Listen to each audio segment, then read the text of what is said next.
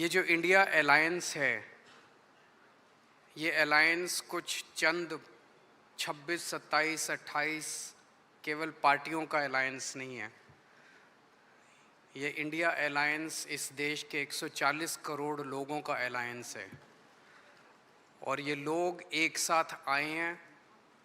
देश के लोग इकट्ठे हो रहे हैं और बहुत बड़ी संख्या में लोग इकट्ठे हो रहे हैं और देश के लोग इकट्ठे हो रहे हैं 21वीं सदी के भारत का निर्माण करने के लिए।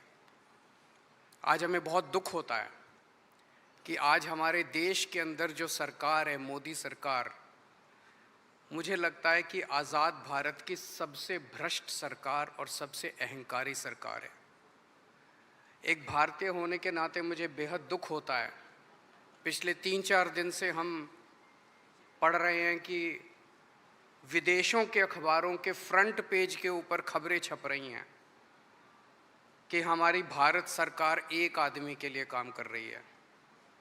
वो एक आदमी भारत से पैसे निकाल के बाहर विदेश में ले जा रहा है और भारत सरकार, मोदी सरकार, देश के प्रधानमंत्री उनकी मदद कर रहे हैं।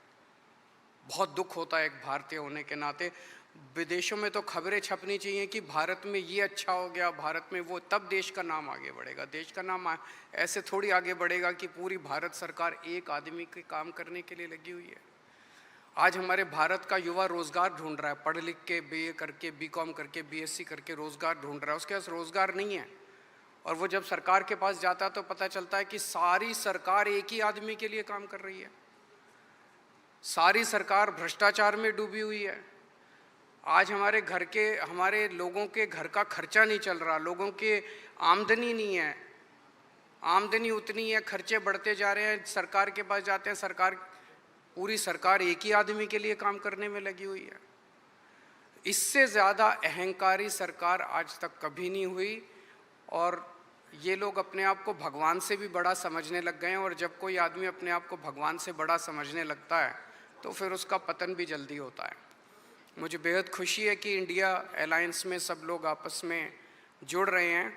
एक चीज़ मैं देख रहा हूँ, बहुत बड़ी बड़ी ताकतें, अब सबको लगने लगा है कि ये इंडिया अलायंस मोदी सरकार के आने वाले समय में मोदी सरकार के पतन का कारण बनने वाला है। तो बहुत बड़ी बड़ी ताकतें इस इंडिया अलायंस को तोड़ने में लगेंगी, बहुत बड़ी बड़ी ताकतें। पिछले कुछ दिनों से मैं देख रहा हूँ जबरदस्ती क्या दिखाया जाएगा, इसकी उसके से लड़ाई हो गई, उसकी उससे लड़ाई हो गई, जबरदस्ती दिखाने की कोशिश की जाएगी, जबरदस्ती दिखाने की कोशिश की जाए।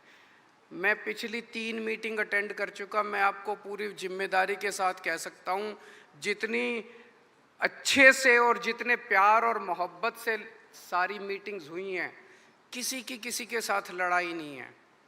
और यहाँ पे जितने लोग बैठे हैं कोई पद के लिए नहीं आया, सब 140 करोड़ लोगों के इस भारत देश को बचाने के लिए आए हैं, इसको तरक्की के रास्ते पे ले जाने के लिए आए हैं।